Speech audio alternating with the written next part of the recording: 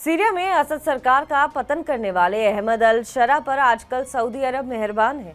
सिया शासक असद का तख्ता पलटकर अल शरा ने सीरिया का पुनर्निर्माण का जिम्मा उठाया है, लेकिन करीब 14 साल गृह युद्ध आग में जले इस देश में ये आसान नहीं है। सीरिया के ऊपर विश्व बैंक के कर्जे का बड़ा बोझ है, जिसको उतारने के लिए सऊदी अरब आगे आया है।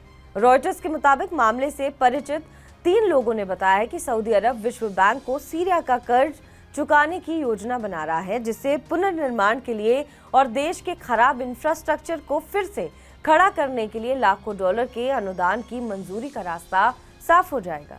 सऊदी अरब ने असद शासन के दौरान कभी सीरिया की इस तरह से मदद नहीं की है। ये सीरिया को वित्त पोषण प्रदान करने का पहला ज्ञात उदाहरण है।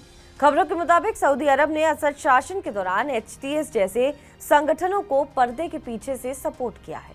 सऊदी का ये कदम सीरिया में सऊदी प्रभाव को बढ़ाने की दिशा और सुन्नी सरकार के समर्थन के लिए उठाया गया है। जानकार मानते हैं कि सऊदी अरब ईरान के पड़ोस में एक मजबूत सुन्नी सरकार देखना चाहता है। इसके अलावा सीरिया रणनीतिक लिहाज से एक महत्वपूर्ण खाड़ी देश है। इसमें अपने अपने हित साधने के लिए दुनिया भर की ताकतें लगी हुई हैं। इससे पहले कतर ने सीरिया के सरकारी कर्मचारियों को वेतन देने की पहल की थी, जो अमेरिकी प्रतिबंधों के कारण से रुकी हुई है। पिछले महीने कतर ने देश में बिजली आपूर्ति में सुधार के लिए जॉर्डन के जरिए सीरिया का गैस उपलब्ध कराने की योजना का ऐलान किया था।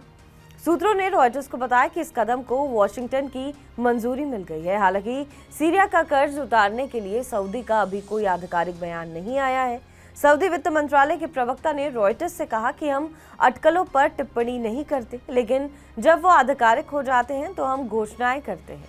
सीरिया पर विश्व बैंक का करीब $15 मिलियन बकाया है, जिसको अंतर्राष्ट्रीय मदद लेने से पहले चुकाना जरूरी है। लेकिन सूत्रों के मुताबिक दमिश्क के पास विदेशी मुद्रा की कमी है और विदेश में जमा संपत्तियों से कर्जा भुगतान की पिछली योजना सफल नहीं हो पाई है।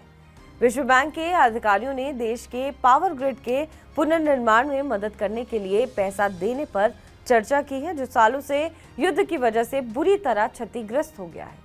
अब देखना होगा कि सऊदी की मदद से कब तक सीरिया वापस अपने पैरों पर खड़ा हो पाता है, या अब ईरान की जगह वो सऊदी, कतर जैसे देशों की कठपुतली बन के रह जाएगा। बहरहाल इस खबर पर आपका क्या कुछ कहना है, हमें कमेंट करके जरूर बताएं।